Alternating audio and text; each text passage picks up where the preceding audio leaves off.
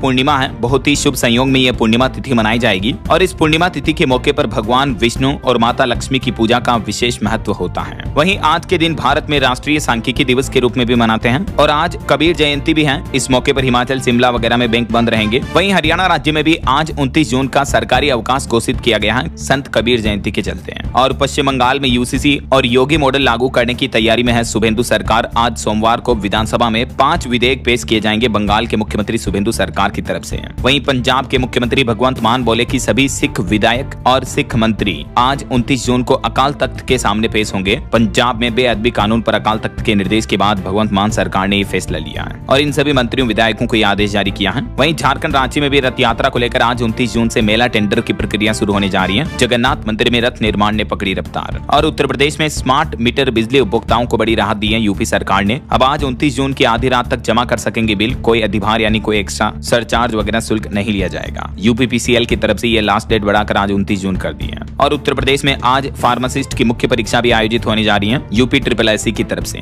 और वहीं केंद्र सरकार की बड़ी पहल देखिए, डिजिटल हेल्थ की और बड़ा कदम। आरोग्य सेतु 2.0 के साथ ही बदल जाएगा इलाज का तरीका भी। आज एक नया हेल्थ सिस्टम लॉन्च करने जा रही सरकार 29 जून को आरोग्य सेतु 2.0 के नाम से। अब आपकी पर्सनल हेल्थ रिकॉर्ड का डिजिटल साथी होगा ये आरोग्य सेतु का दूसरा वर्जन। केंद्रीय स्वास्थ्य मंत्री JP नड्डा आज 29 जून को ये ऑनलाइन मजबूत डिजिटल प्लेटफॉर्म लॉन्च करेंगे। केंद्रीय स्वास्थ्य और परिवार कल्याण परिषद का ये 16वां सम्मेलन आयोजित होने जा रहा आज 29 जून को नई दिल्ली में विज्ञान भवन में यह आयोजन होगा और इसी दरमियान ये आरोग्य सेतु 2.0 भी लॉन्च किया जाएगा। और वहीं दोस्तों खबर है 29 जून को होगा यमुना जल परियोजना का MOA। गृह मंत्री अमित शाह की मौजूदगी में राजस्थान और हरियाणा दोनों राज्यों के बीच ये अहम समझौता होने जा रहा। और मौसम विभाग ने भी चेतावनी दी है। आज 29 जून को अगले 19 घंटों के अंदर देश के 17 राज्यों में तूफानी बारिश का अलर्ट रहेगा। 85 किलोमीटर प्रति घंटा की रफ्तार से तेज हवाएं भी चलेगी। तो आगे मैं आपको बताऊंगा और भी पूरे मौसम समाचार विस्तार से। तो ये तो आज के कुछ बड़े इवेंट रहेंगे। और चलिए दोस्तों आगे बढ़ते हैं खबरों में। देखिए आप पीएम नरेंद्र मोदी जो 3 दिन सेशेल्स के दौरे पर थे, आज 29 जून को लास्ट उनका दौरा है। और भारत के लिए बड़े गर्व की बात है, सेशेल्स में भी पीएम नरेंद्र मोदी को मिला सर्वोच्च सम्मान। उन्होंने यहाँ की संसद को भी संबोधित किया और पीएम बोले कि दोस्ती की कहानी 250 साल पुरानी है।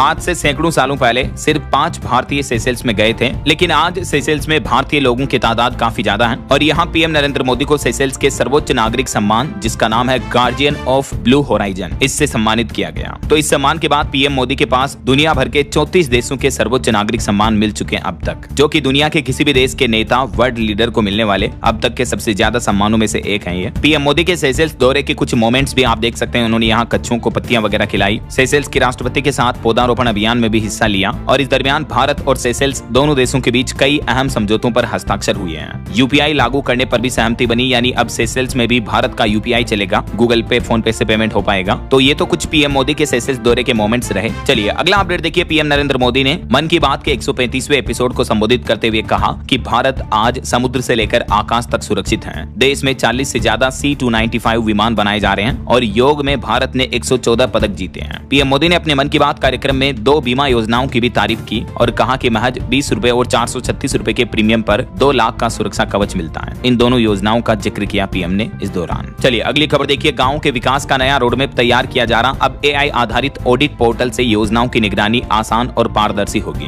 केंद्र सरकार की तरफ से ग्रामीण विकास योजनाओं में ज्यादा ट्रांसपेरेंसी लाने के लिए अब AI आधारित rural internal audit portal launch किया है, जिससे कि ग्रामीण योजनाओं में फर्जीवाड़े, भ्रष्टाचार कम होंगे और डेवलपमेंट के कार्य ट्रांसपेरेंट होंगे। ऐसा वहीं खबर है राजधानी दिल्ली के 20 लाख से भी ज्यादा झुग्गी वासियों को मिलेंगे पक्के मकान। मुख्यमंत्री रेखा गुप्ता सरकार की तरफ से खुद ये ऐलान किया गया है। और देखिए दोस्तों, GST के 10 साल पूरे होने के मौके पर अब सरकार का ध्यान GST सिस्टम में भी AI आधारित अनुपालन बढ़ाने पर है। अब कारोबारियों को AI के जरिए GST में तेजी से रिफंड मिलेगा, टैक्स चोरी पर भी लगाम लगेगी और छोटे उद्योगों को भी कई बड़े फायदे होंगे। केंद्र सरकार GST टैक्स प्रणाली को और भी ज्यादा आधुनिक और तकनीक से एडवांस करने जा रही है। वहीं सरकारी कर्मचारियों पर बड़ा अपडेट आ रहा। लाखों कर्मचारियों और पेंशन भोगियों को केंद्र सरकार ने बड़ी राहत दी है। अब HOD सीधे पास कर सकेंगे 15 लाख तक के बिल। CGHS क्लेम को लेकर नए नियम जारी कर दिए हैं। केंद्रीय स्वास्थ्य योजना के तहत आने वाले लाखों कर्मचारियों को अब अपने महंगे इलाज, गंभीर सर्जरी और चिकित्सा बिलों के भुगतान की मंजूरी के लिए महीनों तक इंतजार नहीं करना पड़ेगा, क्योंकि CGHS योजना के अंतर्गत सरकार ने अब अलग अलग अधिकारियों को अलग अलग पावर दे दी है, जिसके तहत कर्मचारियों के हेल्थ से जुड़े ये बिल जल्दी क्लियर हो पाएंगे। इसको लेकर ऑनलाइन प्लेटफॉर्म भी शुरू किया गया है। एक ही प्लेटफॉर्म पर देश की सभी स्वास्थ्य सेवाओं का भी लाभ मिलेगा इन सभी कर्मचारियों को। देख सकते हैं आप इस बारे में ज्यादा डिटेल्स भी। तो केंद्र सरकार के इस नए फैसले के तहत CGHS लाभार्थियों को अब HOD भी उनके मेडिकल क्लेम और इलाज की मंजूरी दे पाएंगे। चलिए दोस्तों, अगली बड़ी खबर देखिए। लद्दाख एक्टिविस्ट सोनम वांगचुक ने अब दिल्ली के जंतर मंतर पर भूख हड़ताल शुरू कर दी है। नीट पेपर लीक मामले को लेकर और केंद्रीय धर्मेंद्र प्रधान के इस्तीफे की मांग को लेकर इन्होंने ये भूख हड़ताल शुरू की है। जो दिल्ली में ऑलरेडी CJP कॉकरोच जनता पार्टी आंदोलन कर रही है, उसका आंदोलन का अभी 9वां दिन है, तो उसी आंदोलन को इन्होंने भी ज्वाइन किया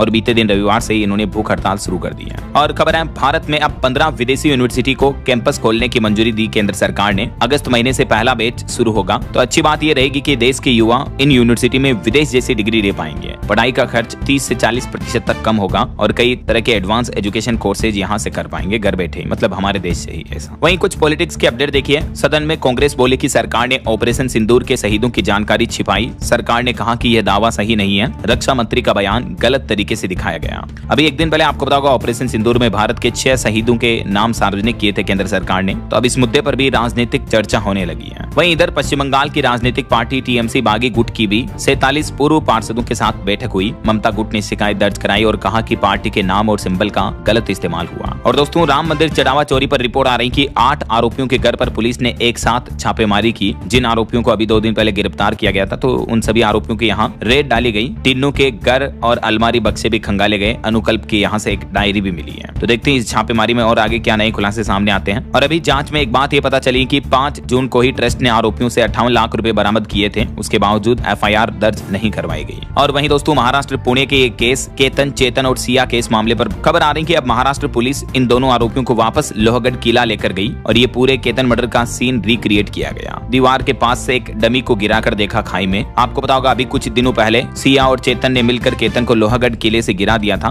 और सिया ने अपने ही होने वाले मंगेतर की हत्या कर दी थी। तो इस मामले पर अभी एक नया खुलासा सामने आ रहा। और एक रिपोर्ट देखिए कि बॉयफ्रेंड चेतन के साथ उदयपुर भी आई थी सिया। 3 करोड़ में बुक किया गया था आलीशान रिसोर्ट। केतन से यही शादी करने की जिद थी उसकी, क्योंकि दोनों ही बड़े बिजनेसमैन फैमिली से हैं, तो शादी में काफी अच्छा पैसा खर्च होना था। उसके बावजूद देखिए सिया की नीच हरकत के चलते मासूम केतन अग्रवाल की जान चली गई। इन आरोपियों को कड़ी से कड़ी सजा मिलनी चाहिए, हमें कोर्ट और न्यायालय से यही उम्मीद है। वहीं खेल जगत से खबर है, Bharat women's T20 world cup से बाहर हुआ। ऑस्ट्रेलिया ने 6 विकेट से हराया और आयरलैंड ने भी पहली बार भारत को सीरीज से हराया। दूसरा T20 मुकाबला भी 1 रन से जीत लिया। टीम इंडिया ने 3 साल बाद ये सीरीज गंवाई। चलिए अगली बड़ी खबर देखिए। एक बड़ी चेतावनी आ रही सरकार की। व्हाट्सएप वेब और डेस्कटॉप यूजर्स सावधान रहें। भूल कर भी ये गलती ना करें, वरना आपके डेटा लीक हो सकते हैं, आपका सिस्टम हैक हो सकता है। दरअसल CERTIN यानी भारत सरकार की साइबर सुरक्षा एजेंसी की तरफ से सभी वेब व्हाट्सएप यूजर्स के लिए हाई अलर्ट जारी किया गया है। और इस अलर्ट चेतावनी में बताया गया है कि व्हाट्सएप अकाउंट्स के जरिए VB स्क्रिप्ट VBS फाइल भेजकर लोगों के सिस्टम में मॉलवेयर इंस्टॉल किया जा रहा है आजकल, जिसमें आपके इंपोर्टेंट डेटा लीक हो सकते हैं। तो सावधान रहें और अपने डेस्कटॉप व्हाट्सएप को अपडेटेड रखें और इस तरह की .VBS नाम की फाइल डाउनलोड ना करें अगर अननोन नंबर से आती है तो। वहीं बॉलीवुड से खबर देखिए। आलिया की एक्शन थ्रिलर फिल्म 3 जुलाई को रिलीज होने जा रही है, फिल्म अल्फा नाम से।